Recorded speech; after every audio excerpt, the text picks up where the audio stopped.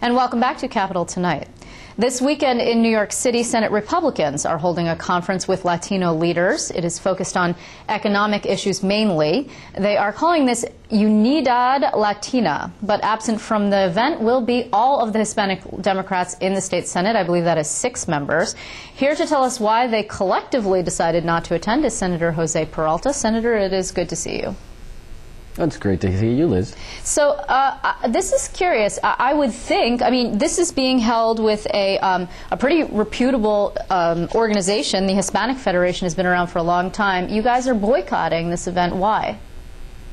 Well, I mean, here's the thing, Liz. We all know that this is really a dog and pony show that the Republicans are putting together. I mean, there is no mystery in terms of what the issues, what Latino issues are. Right. When we talk about good jobs, we talk about good schools, we talk about affordable housing, we talk about safe streets. Those are all the issues that matter to Latinos and to all New Yorkers. So we had 6 months up in Albany in session where many of us, all of the Latino legislators have put forward pieces of legislation that were imperative for Latino communities that we wanted to make a priority. And 6 months up in Albany in session, nothing happened. Okay, many of them died in committee. Hold on. Look, give me one example, for example, a piece of legislation or a couple pieces of legislation that the Republicans wouldn't move. I'll give you one example. I have a piece of legislation which is microstamping, which is make streets safer, which will resolve thousands of unsolved murders. And microstamping has not been moved in the state of New York because of the New York State Senate Republicans. I know, but that, with all due respect, you're sort of dumbing that down just a little bit, aren't you? Isn't it a little bit more complicated than the Senate Republicans won't move it? You got Mayor Bloomberg involved, you got the NRA involved. It's not just the Senate Republicans won't move it because they don't want the Hispanic community to have legislation that would make them safer. It's political. No, but these are issues that affect the Hispanic communities, the Latino community, and affect all New Yorkers throughout the state. And issues like that the Latino community is actually worried about haven't been moved, haven't been coming out of committee, and that's what we want to see. We want to see a real exchange in session to move our pieces of legislation that are going to affect Latinos. Again, it's about good jobs. It's about good schools. It's about affordable housing.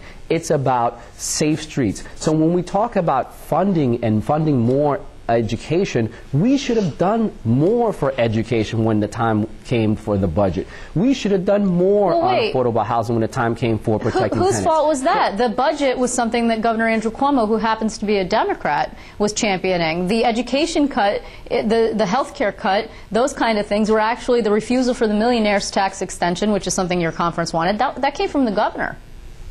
Well, it came from the governor, but we had, as Democrats, we had the opportunity, which we did, and we pushed forward. The Republicans could have partnered with us to make sure that we made it a reality, but it didn't happen. They sat, they crossed their hands, and they said, we're going to accept this. This is how we're going to move forward. And this is why I think that many of the Latino senators all the Latino senators are not going to attend, because it's about getting results. It's about making sure that when we're in session, we actually not only talk and dialogue about what issues are affecting Latinos, but we actually move on issues that affect Latinos, which actually affect all New Yorkers. All these issues affect all New Yorkers. It's not a race thing. It's not what affects Latinos, what affects African Americans. It's about what affects all New Yorkers. But it is a race thing, isn't it? I mean, look, we're coming up on 2012. It is a race thing and is a race thing. In other words, race as in the color of the skin, and the Latino vote that could actually be a swing vote, and race as in that race that you guys are going to be running to try and take back the chamber, right? I mean, the Republicans think that the Latino vote is in play, and it actually is. Some portions of the Latino vote, and it's not monolithic, are quite conservative. These people voted for George Pataki once upon a time. Yes, I mean, you can see it. It's not monolithic. The Latino vote is very important. It's going to be a swing vote not only for next year, but also for the mayoral election in 2013. In fact, many of the pundits are saying the Latino vote is going to be the determining swing vote on who becomes the next mayor of the city of New York. Yeah. But yes, but the issue here is that, yes, you're talking about how this conference all of a sudden is put together just out of left field, and they want to sort of court the Latino vote. It's a dog and pony show that they're putting together. so that they can say that, that they've actually put something together, as opposed to when we're up in session and we're actually pushing for legislation that matters to Latinos, like immigration, like housing, like safe streets, like good schools and good jobs. And when we have an opportunity to actually move those pieces of legislation forward, when we have an opportunity to actually do something productive for the Latino community, which, by the way, all 6 of us Latino representatives in the New York State Senate have been pushing, then it doesn't take effect. There is no dialogue. I'm all for bipartisan dialogue. I'm all for talking to the Republicans, but I really want action. I want action during session, and not just because it becomes the flavor of the month, because we need to make sure that we go after Latino votes. Okay, well, fair enough. But this is a very nuanced argument that you're making, and I get it because I spend all my time following you folks and following the political discourse in this state. But average voters could take a look at this and maybe show up at this. You're going to have key community leaders here, the Hispanic Federation and others, and they're going to see the Senate Democrats absent. And what are they going to think? I mean, at the end of the day, aren't you shooting yourself in the foot?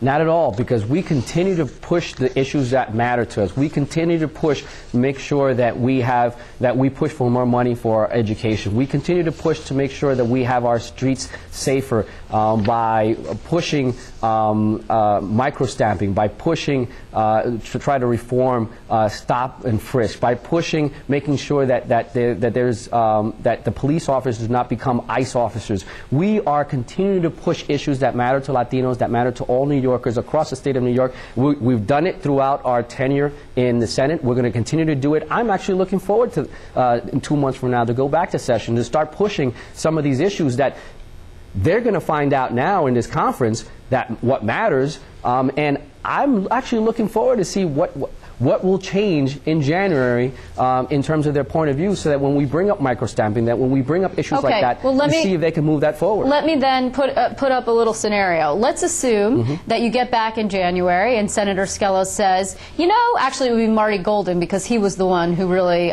somehow was not around for that vote, if I remember correctly, and the bill died. The micro-stamping bill I'm talking about. Yes. You know, we've had a change of heart. We'd like to pass this. Are you going to actually pass it and vote for it? Or are you going to say, and your fellow Latinos say, this is actually dog and pony, this is just politics, you're trying to get the Latino vote? Or are you going to be the bigger men and women and say, okay, we'd actually like to pass this legislation in an election year, thank you very much? No, look, I believe that issues like micro-stamping are so important, you have to take politics out of the equation. You cannot sacrifice an issue like micro-stamping that affects thousands and thousands of lives across the state of New York over politics. Okay. Just to be clear, it's like a DNA database for ballistics, right? Isn't that what we're talking about? Just so viewers know. Okay. Yes, it is a marking on the cartridges that will allow law enforcement individuals to actually identify where the cartridge was discharged from. Right. And I just, before we run out of time, I want to ask you, there had been a lot of talk last time. Somos El Futuro is the Latino conference. It's a legislative conference that happens every year. It's usually in Puerto Rico. I was there last year. You were there. You and I chatted, and it was beautiful. A little bit warmer than it is today, actually.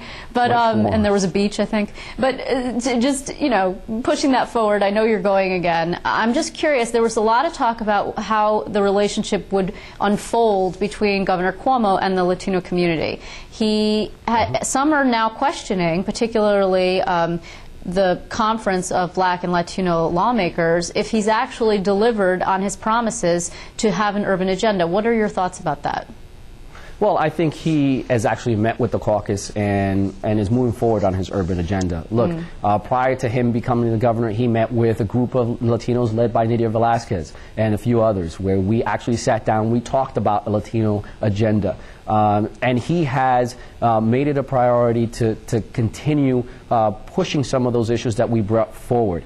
For example, he actually opted out of this MOU with the federal government, which is very very important to Latinos and to immigrants in New York State. So he has been pushing forward. Now, has he done 100% of what he said he was going to do? Not yet, but I think it's only been the first year. It's been a very successful year, and I think we have a few more years to go before we can actually give him a grade on that. Okay, well, Senator Peralta, I know one thing, you are not going to be at the Sheraton Manhattan, so I'm sure that you'll find something else constructive to do with your time this weekend. I have a lot of local events to attend. Okay, fair enough. I want to thank you very much for being with us today. It's good to see you.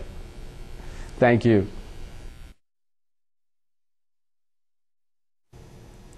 Thank you, Senator, for making yourself available. I appreciate it. And